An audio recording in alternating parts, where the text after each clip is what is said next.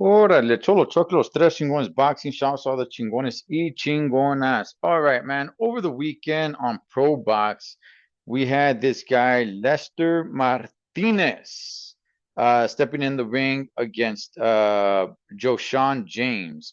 Both of these guys were undefeated, although Joshawn James, I think it was only his 10th fight. Where Lester, this was going to be his 19th fight, so he had a little bit more experience going into this. Both of these guys were super middleweights, and yeah, man, Lester finished them off in 4 rounds. Um, Shout outs to my boy G Funky Boxing, Joe Sean James. That's his guy right there. So shouts to G Funky Boxing. That's my boy right there, man. Shouts to him. Um, better luck next time, and I hope Joe Sean James can get back in the ring soon and start building a career, man. I want to focus on Lester Martinez. I have heard of his name.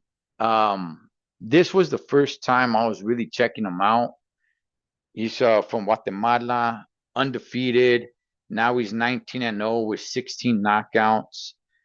And I going into it, I was like, okay, I want to see if there's something special about this guy, right? Can this guy be in there with the names? I mean, we're talking about 168 here, right? Can he be in there with the names of like Mungia and the Caleb Plants and the Diego Pacheco's and the Christian and Billy's and Edgar Berlanga's and eventually maybe a Canelo Alvarez or something, right? This was his 19th fight. And look, man, while I think he's a decent, fighter, from the little that I was able to see, I don't really see anything too special in the guy. But I do believe that he can get in there with some of these guys, not named Canelo. Maybe somebody like a Christian and Billy. I think he can go in there and give him a good run for his money. Maybe even a Diego Pacheco. I think he can mix it up with some of these guys. Who knows? Maybe he's a fighter that steps up to his level. The way Teofimo Lopez is. Teofimo, he fights at the level of his opponent. So maybe he does step it up if the competition is a lot brighter for him. So, um, did I like what I seen from Lester? Yeah, yeah, but I wasn't blown away. I wasn't blown away and saying like, foo, man, look at this guy's speed or his power or his footwork or man, his ring IQ or just, he was just, he was good. It was a good showing, good, good showcase for him. Making it a short night and scoring a knockout. So now that he's going to be going into a 20th fight on his next fight, now it's really time to step up the competition a little bit. Because, like I said, while it was fun to see him fight, there was nothing special really that stood out to me where I can say, like, man, you know what?